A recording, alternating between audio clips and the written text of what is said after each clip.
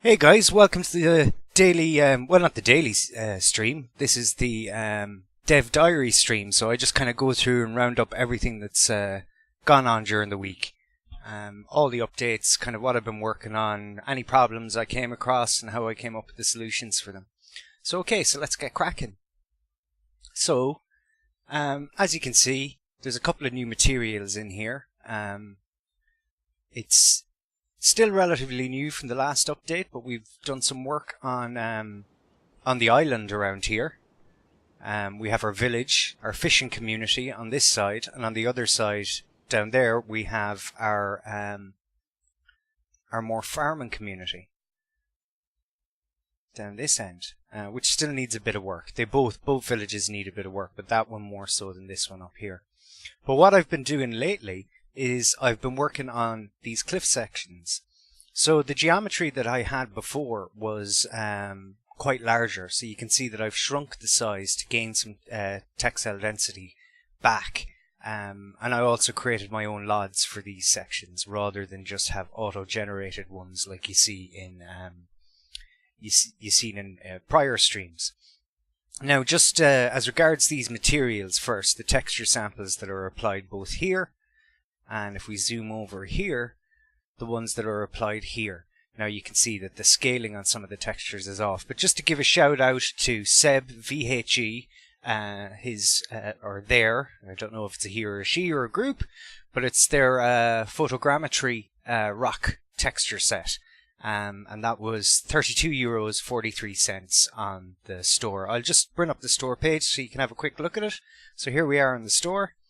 It's a nice set. I have yet to kind of get in and have a nice kind of mess around with it, but as texture sets go, it's pretty good. There's a lot of parameters, a lot of things you can change, a lot of control. You have some nice tessellated versions, and you have other versions that are just kind of flat textures. Some of them are quite sandy and maybe for more arid desert scenes. But all in all, it's a good set and well worth the €32 if you were to consider the amount of time one would have to put into creating the same kind of assets yourself. So, with that said, we'll go back over to the cliffs that I was working on. Now, you can see I have those texture samples and materials that I downloaded just plugged in for now. But what I'll do is I'll bring up this section here. I'll bring it up in the in the static mesh editor so we can get a look at it. So as you can see, I sculpted and retopologized and projected normal maps onto it. So at the moment, my normal maps aren't on the mesh that's actually in the editor. I was just messing around with kind of seeing how those materials would look on the rocks, and could I save time by maybe combining the normal maps of another material with materials I already had myself. So I've had some limited kind of success with that because of the tessellation and kind of other properties of the materials that I bought. They kind of overpower my own normal map. So during the week, I hope to kind of mess around with some of the materials from that texture pack and have a go at maybe kind of blending my normals into the normals that are present there. The only kind of thing to kind of bear in mind when you're doing that is that the texture samples that you're going to have from those guys are going to have a different scaling to them compared to the ones we're using. So that's something to bear in mind. So just because if there's tessellation in the material, it does have a tendency to kind of overpower the material you're using. So if we have a quick look at maybe some of the other meshes to get a better idea of, rather than with these kind of materials on it, we get a look at see what it would be like with our own materials on it. So I'm going to open up our cliff section that corresponds to the one we're seeing there. So you can see here, this is it with a flat texture that we can go and find here in our material. So it should be B material. So here we are. So if we select that material, that mesh there, so it has the instance A on it. So we'll just put our one that includes our normals on it, and see if we can get a difference. Maybe blend our own normals into it, or see how they're blending. Maybe we're not doing it right. Now I had kind of some math here to try and intensify my own sample. Doesn't seem to be doing the trick. So what we'll do is we'll just double check everything here. Okay, so it is open. So if we apply that,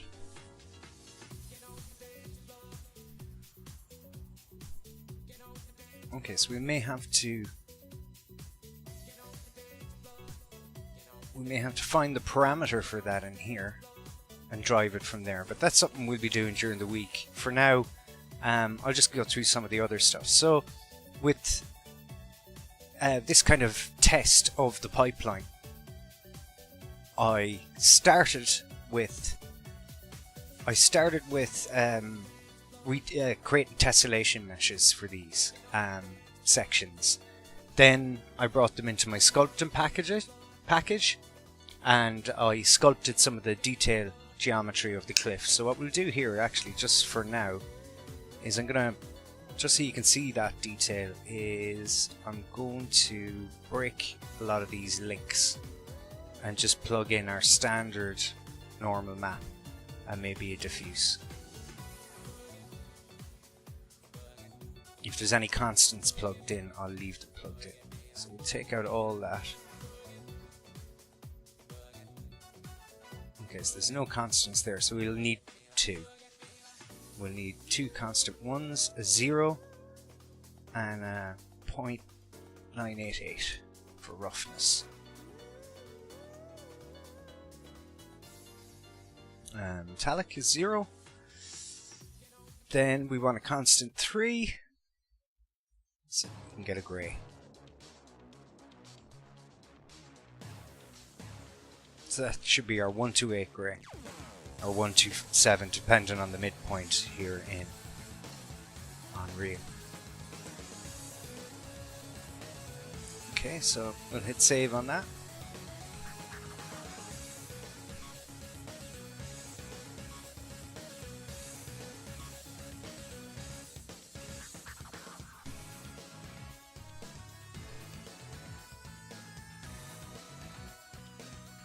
Okay, so maybe I haven't the correct map there. World Outliner.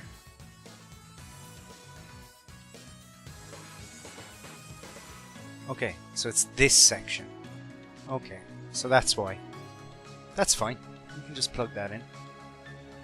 So you can see our normal map detail there now, coming across from the sculpt we did earlier. Now that's been overpowered by our texture sample. So what we might do is just for a laugh, we'll undo that back to a point where we get all our connections remade.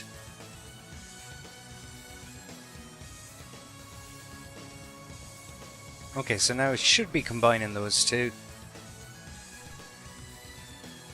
So we're seeing some of our detail poke through there, but probably what's going on there is a problem in our math. But again, that'll be something to sort out. But we're seeing a small bit of our own normal map detail, but it's just been overpowered by the by what's already there. So that's something I'll be working on in the next couple of weeks. So it's asking me to save the texture. No, on that one I'm just going to apply something default for now. So with that said, it took from, let's say, to do just this section, which originally wrapped all the way around, to do kind of that much of it, took about 3 days. That includes sculpting, retopology, UVing, and all the kind of collisions and stuff. Well, the collisions were easy because they're just using the lowest LOD, which is pretty handy. It works pretty good as well. Some of the black marks and artifacts that I was seeing on my cliffs, we'll go over here. We'll definitely find some of them. Here's one. I found out what they were, and I found a solution. Basically, they were happening because of the terrain. So if I were to drag up flatten and get a bigger brush, just to make this a bit easier, and we can see that the brush's feathers reaching up just in under the kind of set dressing. So if we move in with our thing, you can see as I remove the geometry from underneath, they disappear. So it's just a case of going around finding them and kind of moving that geometry back, just flatten it out from the base away. Now that may end up that we have other problems down here at the bottom, but we can fix that again, either by raising the level of the ocean to meet here, or by exporting the height map and re-importing it, basically once we've got a height that is a bit more agreeable. So it's basically anywhere where this landscape object kind of comes close to the cliff, we get these black artifacts. So either I do an edit on the landscape, or I have a look into the landscape and its components to see whether I can perhaps find some flags, or if there's a way to work around the mesh distance fields and the dynamic shadowing for the landscape. But basically they're being caused by the same, if I hide the cliffs there, you can see they're being caused by the actual kind of stretching of the geometry along the side. So when it comes to shadow, the dynamic shadows, things are going a bit haywire. There may be another workaround for that, but for now I'm just going to go with my set dressings and try and get the cliffs back so that their shadows aren't poking through, because originally on this section I had a lot of problems with that. So with that said, I'd also like to in the next week or so generate some more set dressing for the lake area here. So it's just a case of generating a mesh that will kind of give us this, give us the kind of edge, the banks of the lake, and the kind of and the bed as well of the lake, the kind of lake bed. As well as that, I have to come up with a way of blending some of these meshes into the terrain. I know there are some tricks with materials you can do for that, so we'll be looking into that as well. So, with that said, I'm going to take a break from foliage for a while and go back to working maybe on materials. Once that's done, I may come back and do a bit more foliage, and I might even do, just as I'm doing tests with the cliffs, I'd like to do a test with these paths and roads and replacing them with actual geometry.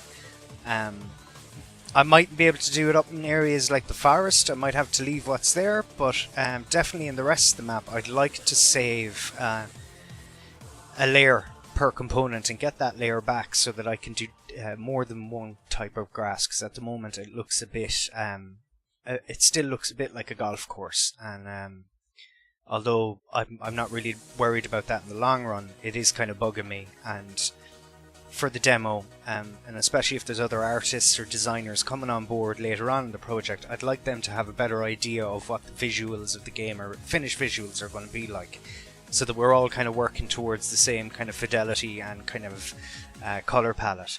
You can tell, because I'm using a lot of assets I bought, I don't necessarily have a color balance. My palette is a bit all over the place as well. So coming up with ways in this early on how I'm going to automate maybe some of the image processing and color correction and grading and things like that might be a good idea to have a go at that now rather than leave it till later on. Again, the water is still very tropical, but it can wait for now. Other things I'd like to do is, you can see as you come out here, because we deleted some of our components, we're getting some kind of problems when it comes to kind of displaying all this out here. So what I may do is, you can see that if we come down, you can see that I have a plane here, but I'd like, maybe what I might do is kind of do some more work on these components to have them actually go down underneath the plane. See how that works, then match the textile density of that sample to the one there. That isn't hard, it can be done quite quick. After all that's done, we'll probably move on to doing either the monastery or the shrine.